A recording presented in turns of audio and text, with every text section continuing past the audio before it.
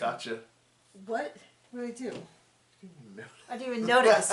Oh, here it is, prank time on the channel. This is our Sister Wives Rewatch, Season 2, Episode 7. Cody wears gloves and a wig, and they get a Christmas tree and complain about everything. The Brown Family Decision. It was originally aired May 9th, 2011. I will point out that this episode appeared in May and had been filmed the following, the previous December. So this is 5 months. TLC, this is what we expect from now on. Drama is happening. We expect it to, you got to catch the show up a little bit. We need longer seasons. We need them more often because, and we know that happened because the beginning of this season, when it aired, showed them going on the Today Show, which we knew happened only a few months earlier. So they are, this is what we demand of all things.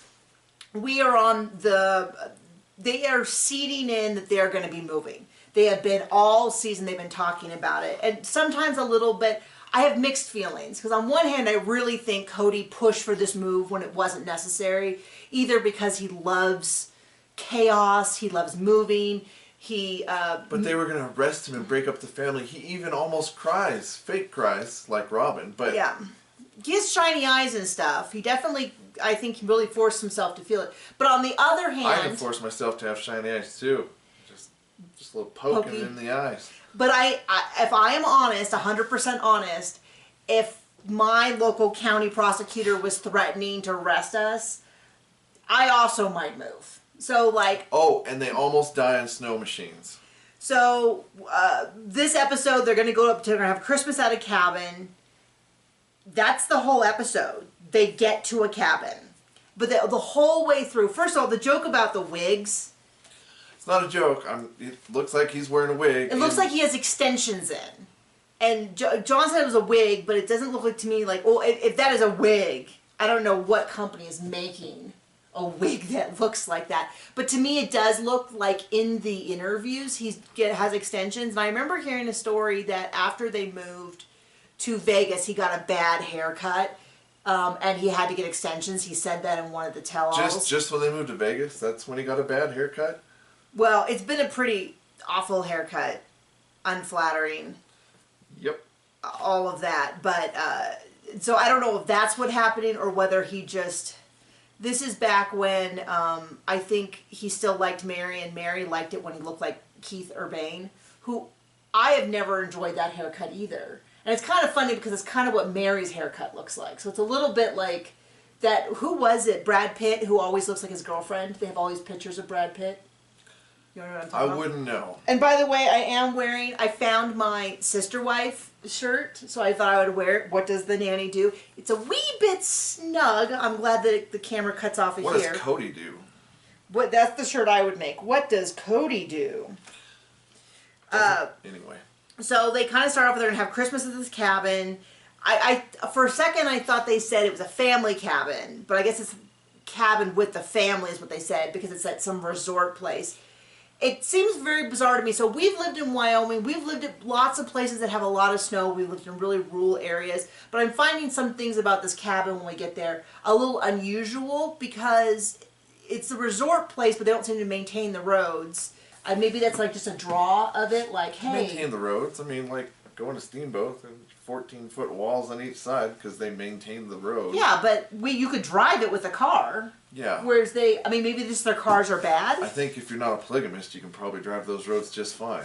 Okay, yeah, they made a real big show of it. So going there, and that's the whole, that's literally the whole episode. I tried to get as many notes as I could so we could talk about the episode, but really, not a lot happens. He hugged one of the kids that don't fit in, which was, So they start off by talking about how someone sent them an article. The county prosecutor has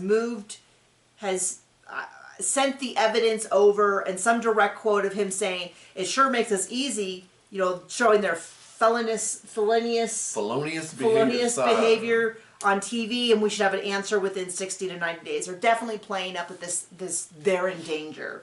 So they're going to get away for Christmas. They're going to go to a house. John's first concern, this cabin, was... That's an awful small place, and I'm sure not too many bathrooms for all those people. Yeah, probably very few. You have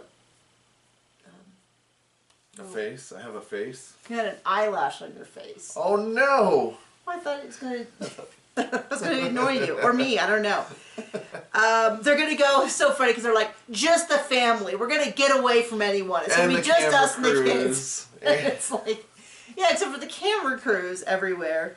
Oh, they had to bring the tree. That was a plot point. Well, Mary and her child go on the roof to put up the lights. Now, I have to say, it does seem that Mary does a lot of the stuff around the house that we would normally consider to be men's work. Like when they moved, Mary did all the packing, all this. But they spend a lot of the episode going on and on and on about how Cody...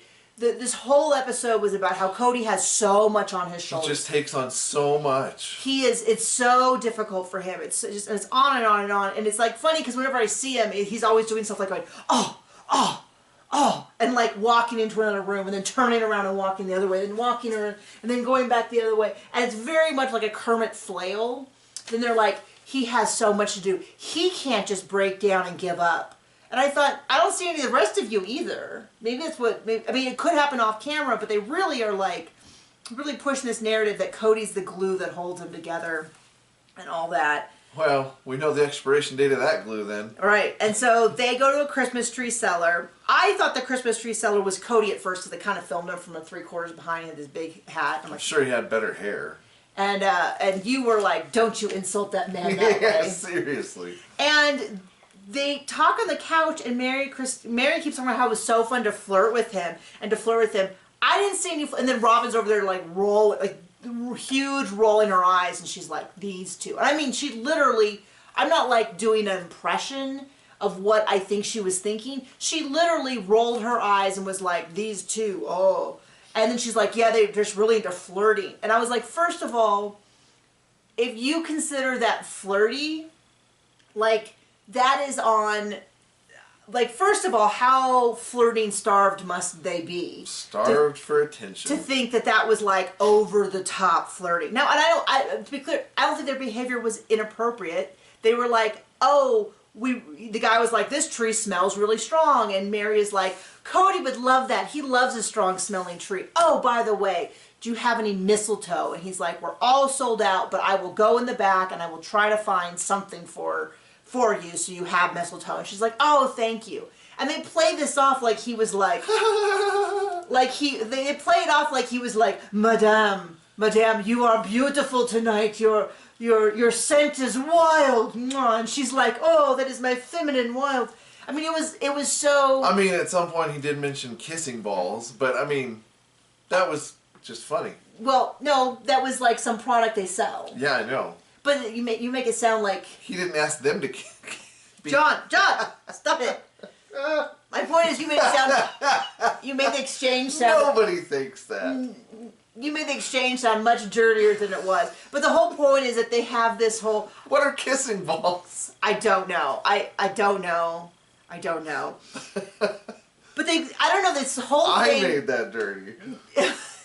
They made it sound like Christine and Mary were so wild and inappropriate, but not Robin, who couldn't possibly look at another man. And it's like, okay, this is all... She's going to save it for her best customer. Her best customer. So they do that, and he's like, oh, make sure the kids see Rudolph, and you were upset there was no red nose.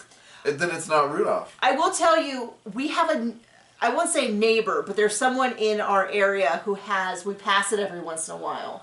I almost said neighbor, but... They live far away, who has reindeer. Yeah. And I know that we've seen reindeer at a few events that we've gone to. They're like, oh, the reindeer will be there. And I don't know. I don't know if those are the same reindeer, if there's just multiple people in the area who have reindeer. But they're a lot smaller than you'd think if you've seen elk and deer. I thought they'd be big like an elk. But they're small like a whitetail. They're a little fatter because they're just fatter. They're like a pony, like a tiny pony, little pony. So there's that. They don't fly. They do not fly. Disappointing. That's the most disappointing part. So they talk about all the different things that the family does for like different traditions that the family has. And so Robin talks about how she's gonna make an ornament each year for the kids. She got this thing that's like the candy cane is like the shepherd's hook and all this stuff. And I don't actually have any real genuine criticisms, but I will say she I said... mean, I do. Robin did it, so it's terrible. She made a comment about how she's going to make all of the kids an ornament each year. And as somebody who has absolutely been, like, made big plans, you don't start off by saying, I'm going to do it every year. You do it one year. The next year, if you have enough energy, you do it again.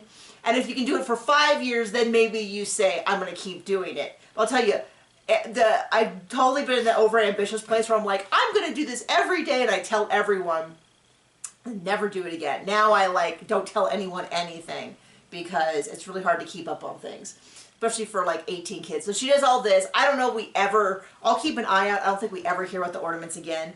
Mary makes... Well, she started hating the kids the next year, I guess. Right. Mary makes PJs for all the kids, and I know that that was an ongoing thing for at least several episodes. And then eventually several episodes or seasons. And then I think eventually she's like, this is too much work. Because also, she was looking for a side piece at some point. Yeah, well, she... that takes a lot of work. She likes sewing, and so this all kind of makes sense. But my thought, I was like, are they like... like, are they just like an oversized shirt they wear? Because I couldn't imagine, like, making buttons, multiple things. Like, I sew, but I don't sew clothing. I sew quilts, and I haven't done it in a while. But I still consider it to be a hobby. I actually at the junior high that we actually did you go to that? No, you did the high school.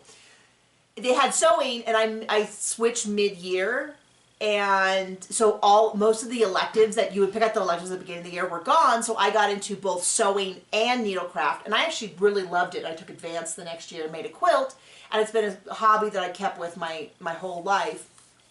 I'll pick it up and do it for a few months, and then all that. But I could not imagine making that many kids' pajamas. And for me, the price of fabric always seems so expensive that it doesn't really seem like you're saving that much money. Someone who sews, I'm sure there is someone who sews, can tell me, is there cheaper places than... I used to just go to Joann. Although one time I went That's what sweatshops are for. John, not...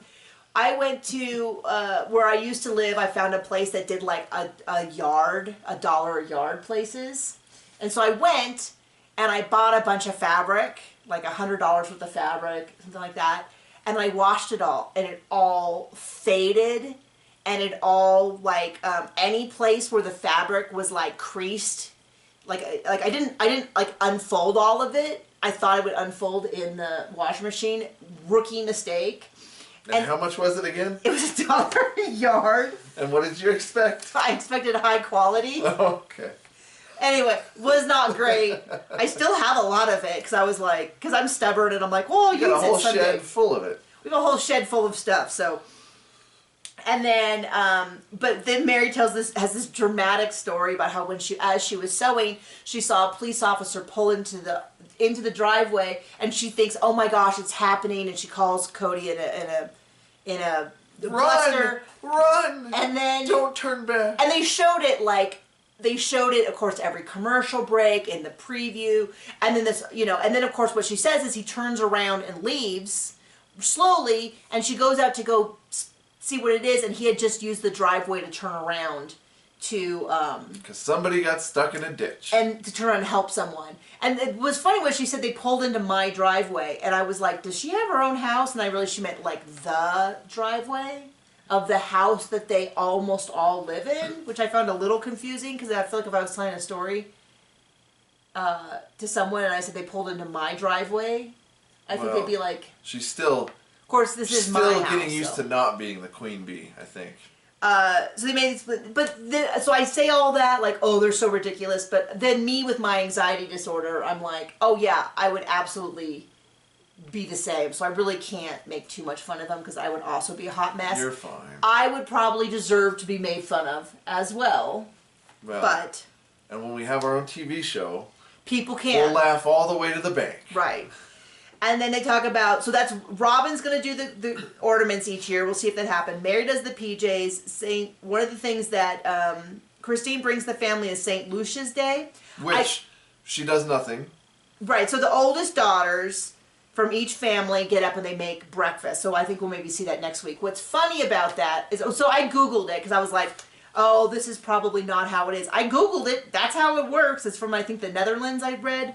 And that's is traditionally the daughters, usually the oldest daughter or a daughter, they make baked goods for the whole family. I know they continue to do that. They conveniently, they don't even show Janelle, but I'm sure Janelle was like, whatever, I don't care about that kind of stuff. That's just Janelle's vibe, has always just kind of been like, I'm going to work. Like, that is not her vibe. I think she's great. She's probably my favorite wife across the season. But she is not, like, it does not surprise me that they don't highlight Janelle's many traditions that she does. Yeah, I think her thing is like, well, I work a full-time job to help buy the gifts. So there's that. Then we get an in-depth thing from Christine about why they are so freaked out about this happening. So I will tell you, I've heard many, many different things from many different sources about whether or not they were actually in danger. So from Christine, to kind of tell us, she talks about how her grandfather, I believe it was, and grandmothers grandfather was arrested, and the grandmothers were forced to move to different areas. I'm not sure if that is. And they spent a night or two in jail. Well, but they had to all be broken up. But I don't know if that's legal anymore. Like, that sounds like that's one of those things that you get away with because there's not the internet and stuff. I don't know. I'm totally open to people explaining it to me. I've heard multiple people who live in Utah who says there are so many polygamists. Everybody knows who they are. It would be impossible to set a precedent to arrest them if there's not underage brides. I don't know all of Christine's situation, so I don't know whether that was a different time and place or there's additional shady stuff. Clearly it was a different time. I've heard all that. I've heard that from many, many, many commenters and many sort of polygamous experts as well, who state that they were never in danger. I heard other people who have said, including someone on TikTok, I think he's called a punk rock polygamist or punk rock Mormon, or I apologize, I get the name wrong, but he talked about that he was approached by TLC to do a show, and so he knows a little bit about TLC and he knows a lot about polygamy because it's the same church. And he talked about that what he had heard was that basically they had told him, like, this could be really complicated for your life, we could make things really difficult for you, but if you just want to leave Utah, we'll drop the whole thing. Like those kids who get in trouble and get caught and then say, you can either join the military or you can go to jail. Kind of. I wonder which one they choose. Yeah, so, and I do have to, I do fully acknowledge that even if they wouldn't have necessarily gotten sent to jail or anything, having a police investigation could severely complicate their lives for a long period of time. So I don't know where I land. I am happy to say that this is all something that Cody made up for the TV show because I love hating on him. I love the theory that Robin actually pushed it because she wanted to go to Vegas, and we can blame the move to Vegas on her and the move to Flagstaff on her. I'm just saying objectively, I don't know if I can, more than anything, I hate being wrong, and I'm wrong often enough in my life, so I don't try to jump into it on purpose. I'm never wrong. Also, I don't care. So, I don't know. But this whole storyline kind of bothers me because I feel like there's a lot not being said. So they did the whole thing about how basically what they're telling us, the subtext of this whole interview, is that Cody is in real, genuine danger, and their family is in real, genuine danger of being persecuted. That is the subtext. They don't use those exact words, but that is really what the entire season 2 is telling us. And there's lots of very heavy-duty foreshadowing that says things like, we've got to make a big family decision here in a few weeks. I remember when this first aired, and I can't remember. I feel like we knew that they moved. You just said you could remember when it first aired. I do remember when it first aired, but the details, some of the minor details are fuzzy. I feel like we knew that they were going to move already. Well, when this aired. Because they, I'm sure, advertised about it months ahead of time. Yeah. So speaking of danger, I do remember them like I do remember in the previews like the scene of like the alarms, the police sirens playing as Mary's like closing the gate and like going like this. I do remember that was probably played all season. Whoop, whoop. It's the sound of the police. So they talk about how Cody's under a lot of stress, and Robin's like, just like the captain of the ship, he can't break down. He's always got to be. And it's like, okay, we get it. He's in so much stress, and they've got to go to the cabin. They want to leave at 10:30, and it is now 1. And it just looks like they're running around. Like, they talk about how he takes charge of everything, and I kind of feel like if he took charge, everything wouldn't be constant chaos. This is kind of like one of those things where it's like, it feels like he is the creator of chaos, and so that he can be the hero of the chaos. Does that make sense? It doesn't seem very like things like, why aren't they packing up? Why didn't they pack up some of the stuff the night before? Why didn't they start? It looks like they started packing. I don't know. The whole thing is bizarre. And then, of course, we only have one car that can make it to the cabin. I'm like, maybe because half the people here have just like awful cars, Mary and Cody. Then they get the least useful trailer I've ever seen. Yeah. What was that? I don't know. Look like when they were packing it, I thought, is that I don't know. It looked like the rear end of a car. It looked like a rear end of like a sedan.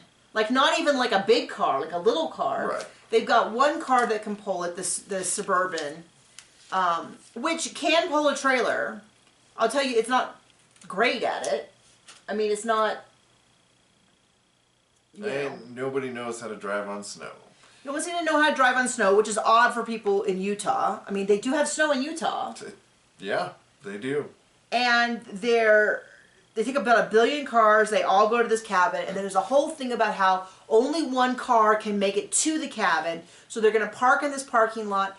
But they make it sound like they are on the Oregon Trail, and the wolves are coming, and they're going to die of dysentery, and they're going to get washed away by the river. Like, the level of... If they go right, they're okay, but if they go left, they'll they'll die.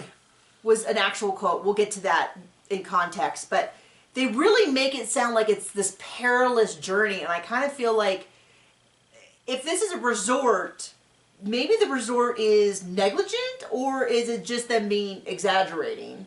I know, shock. I wonder which one it could be, but they had this big deal about they're not going to get there in time. But they finally arrive, and like I said, we've lived places with a ton of snow and extremely rural areas. So they go and they make it sound like it's this panicked version to get everyone safe. But I do get with, like, especially the younger kids, you do want to, like, get them in the house with the teenagers and be like, okay, you're all safe. Now they've got to go get the four-wheelers, and it looks like it's pretty dark. I'm going to guess. Okay, no four-wheelers. Sorry. Snowmobiles. Because they're going to use them tomorrow. And so all of the adults go down and get these snowmobiles, and... What's the cardinal rule of that? Go left, you'll die. No. As soon as you start having fun, it's time to turn around and go home. Oh, snowmobiling? Mm-hmm. Yeah, we've done a lot of snowmobiling, and I mean, it's worth doing. It is not my favorite thing. It is like, okay, I get it, but like when we did it for quite a few years, and when the snow machines were working, which they're often broken, the snow conditions had to be just right. Perfect. Because for those machines. For where we were had extremely loose powder snow. And I remember the last time I really went on a long trip, and I was like, I am done. It's just, I just don't enjoy it enough for a long trip. It was all of like 1.3 miles. It was a little farther than that. Heck. It was supposed to be like 5, 6. We never got to the having fun part. But you would go, and then all of a sudden the crust underneath you would give out, and you'd just go like this, and then you have to dig it all the way out. It's all just loose, like fluff. And it couldn't stay, and then, so anyway, I'm going to pass on the snowmobiles. But yeah, they get on the snowmobiles, and Cody's like... Cody wears his gloves. Gets his guy's gloves, a justified use of gloves. This time. But, and he literally says, this is a perilous journey. Go right. Down a plowed road. It's the same to road. To the cabin. It's the same road. That they took the Suburban to. They took the Suburban up, they went back, they went up and back, up and back. It's perilous. They might die if they go left. Now, I will say that you don't want to be dinking around on these snowmobiles at night. I mean, like, if I totally get the, like, hey, stay on the road. Don't think that you're just going to go off into the wilderness in the dark. But yeah, he really made it, he has to, like, make everything a million times more, and so it's like, oh, if you go left you die, and it's like, if you're on the path you'll just end up at the wrong cabin. and then you'll do your little turnaround, which actually can be kind of difficult with snowmobiles. They don't have reverse, but like it seems like it's a pretty well contained kind of thing. But yeah, that's the whole thing. They're gonna do the, oh, if you go left, you'll die. And then it kind of cuts to the end, and I sort of zoned out a little bit. But he's crying, and he's saying how he's so scared of this investigation and being away from his family. They're really, really playing this up. I get it. It's reality TV. That's what you do. But it did not seem... I mean, they're really dragging out these episodes. And then they, for whatever reason, I remember these aired... If I remember correctly, these used to air as 1 hour episodes, and then I don't know whether they cut out a lot of stuff to make them 21 minutes or whether they just took an hour long and cut them in half. I don't know why, though, for the streaming they cut them in half. They should have just left them as a 1 hour episode, because there was no reason to make a 22-minute episode to then have next week still be at the cabin, do the other half of it. I'm just looking to see, because people sometimes complain that our recaps are too short, and then people complain that they're too long and not relevant enough. But we have another 21-minute episode, another 21, and then 2 42s. And those should be a little bit longer, and then we're going to be done with season 3. Reminder that if you are watching on YouTube, thank you. Thank you for watching on YouTube. We are so thankful for that. Buy Nikki's books. If you want to see these 2 weeks early, you can join our Patreon. You get early access to our Sister Wives Rewatch videos, to our family vlogs, which we're going to do one on the well, which I know, like, some of you are like, we don't give a flying flip about your well, but some of you are like, oh, dude, I've been there, I felt it. Read between the lines. Oh, I was like, I thought you were doing the shocker. I was like, what are you doing? You can do that.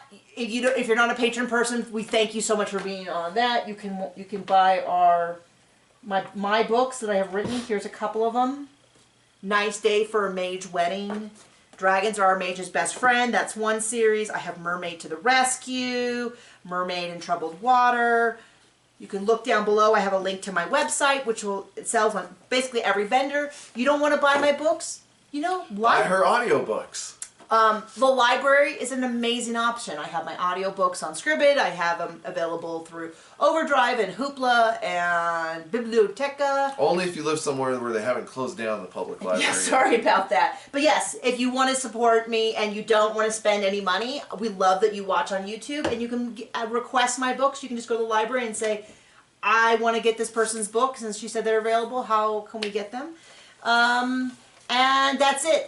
Depending on whether you're watching this on Patreon or YouTube, we are going to be doing 90 Day Fiancé, Love in Paradise. It's premiering this next week, or it premiered 2 weeks ago if you are watching this on YouTube when it comes out. Please join us for that.